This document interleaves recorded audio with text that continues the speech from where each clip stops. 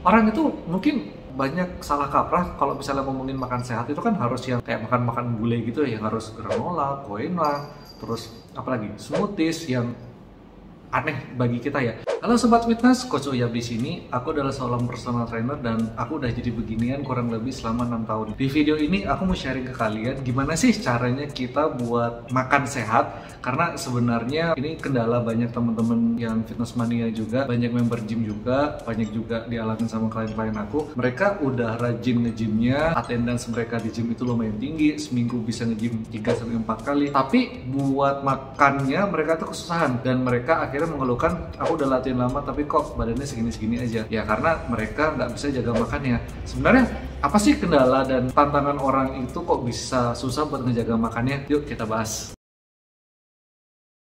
Sebelum aku bahas kendalanya itu apa, aku mau bahas dulu nih kenapa sih kita itu harus makan bersih. Jadi kalau misalnya anak-anak gym yang punya tujuan buat membentuk badan, mereka perlu ngejaga makannya daripada masyarakat pada umumnya. Mungkin kalau masyarakat pada umumnya itu kita makan tujuannya buat nyari kenyang, ya udah cukup sampai di sana aja. Tapi buat orang yang punya tujuan buat membentuk badan, mereka perlu memperhatikan makanannya. Jadi makanannya itu nutrisinya harus tercukupi, seenggaknya penuh dengan karbohidrat, terus ada proteinnya tinggi juga, lemaknya juga sehat, dan kalau bisa ada vitamin dan mineral dari sayur-sayuran juga. Nah, sayangnya kan makanan kayak yang tinggi nutrisi itu aksesnya susah ya. Udah mah aksesnya susah, terus tuh harganya mahal juga. Aksesnya susah tuh maksudnya gini, gak semua tempat itu menyediakan makanan yang sehat kayak gini. Mungkin cuma di beberapa tempat aja yang menyediakan makanan itu, whole nutrition itu ada di dalam piringnya. Dan kedua, biasanya makanan kayak gini kan mahal ya, lumayan nguras dompet juga ya. Akibatnya apa? Ya udah kita cari makan yang penting kenyang aja. Nah, makanan yang gampang kenyang ini cenderungnya itu harganya murah dan nutrisinya tuh nggak jelas. Contohnya tuh ya kayak junk food sih. Junk food ini bukan makanan sampah ya,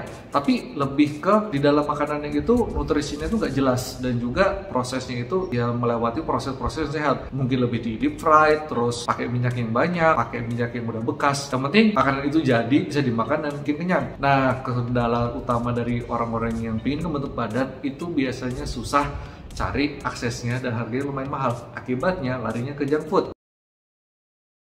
Nah, terus gimana dong kalau misalnya aku mau makan sehat tapi budget aku pas-pasan? Yang kamu butuhkan itu sebenarnya bukan nyiapin uang buat cari makanan sehat itu. Yang kamu butuhkan itu sebenarnya knowledge buat apa yang kamu makan. Kan kadang itu orang males ya, kayak mereka nggak terlalu peduli apa yang ada di makanan mereka ya. Yang penting aku makan kenyang gitu, udah beres. Tapi kalau misalnya kamu memiliki knowledge buat memahami apa yang mesti kamu makan dan apa yang mesti kamu butuhkan buat di dalam badan kamu jadi lebih bisa memilih apa yang kamu makan.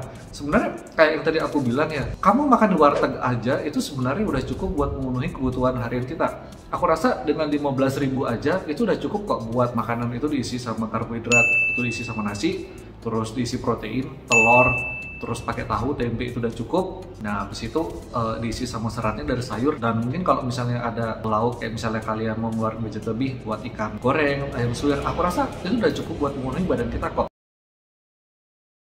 Orang itu mungkin banyak salah kaprah kalau misalnya ngomongin makan sehat itu kan harus yang kayak makan-makan gulai gitu ya, yang harus granola, quinoa, terus apalagi smoothies yang aneh bagi kita ya.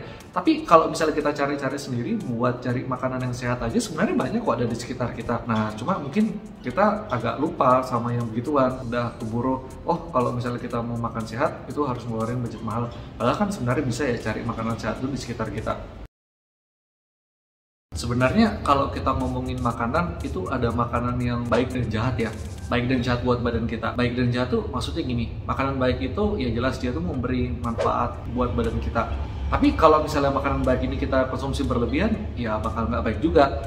Ya misalnya kayak air putih ya, air putih kan sehat ya. Tapi kalau misalnya kita minum air putih sampai bergalon-galon, kan perut kembung juga ya. Nah, brokoli pun gitu juga ya. Mungkin at the certain of portion dia tuh oke ya. Tapi kalau misalnya konsumsi berlebihan, ya perut bakal mules juga kalau misalnya konsumsi brokoli berlebihan. Dan kalau misalnya kita ngomongin makanan jahat kayak misalnya rokok atau sekarang es krim yang lagi hits kan mix kue itu ya, gak apa-apa kita konsumsi, tapi ya nggak usah banyak-banyak juga. Kita tahu batasan kita dikonsumsi itu jangan berlebihan. Kita tetap boleh kok konsumsi makanan-makanan jahat, kita tetap perlu juga konsumsi makanan baik, seenggaknya kita tahu batasannya itu sampai mana. Ya kita udah gede, seenggaknya bisa milih-milih sendirilah makan itu kayak gimana.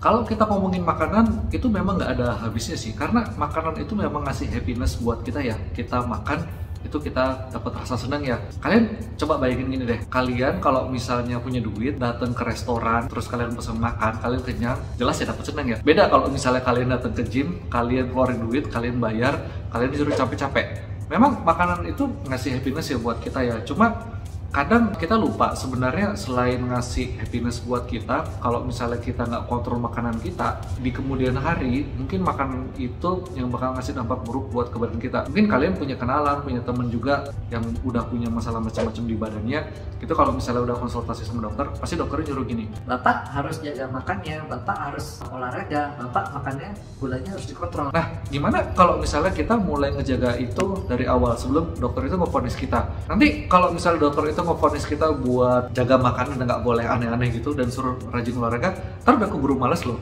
Kesannya itu kayak dokter itu menghukum kita, padahal kan itu sebenarnya gara-gara kita ngelakuin apa yang udah kita biasa lakuin dan kita tuh nggak punya aware buat ngejaga badan kita sendiri. Nah, jadi buat teman-teman kalau misalnya kesulitan buat makan itu, coba di-remind kembali, sebenarnya makan itu nggak cuma nyari kenyangnya aja loh, tapi makan itu memang tujuannya buat ngasih treatment ke badan kita supaya kita itu bisa hidup long lasting dan kita hidup tetap sehat.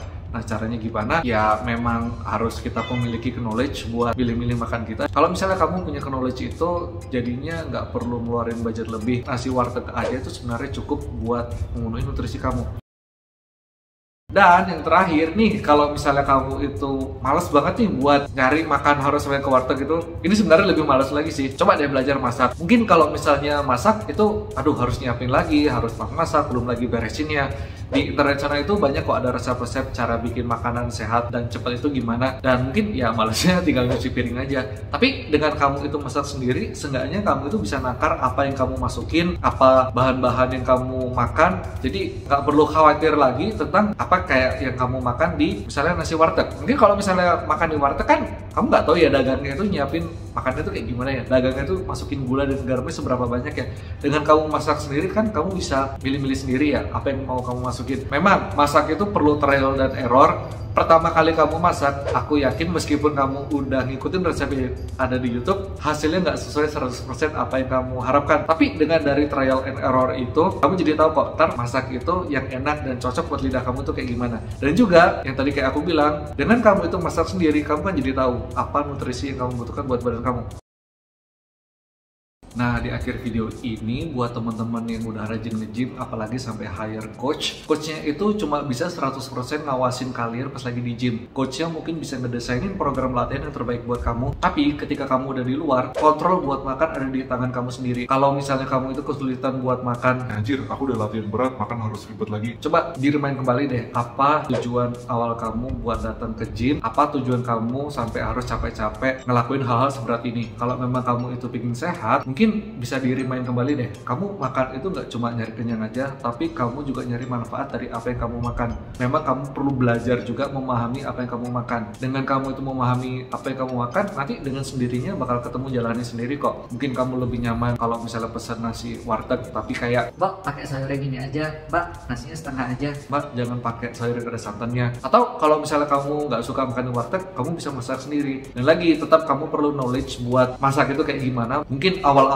kamu masak itu terasa berat banget dan ngerasa aneh banget, harus nyiapin, harus ribet pas masaknya, harus beresin lagi, belum lagi ntar rasanya nggak enak. Tapi itu tetap perlu trial and error aja kok.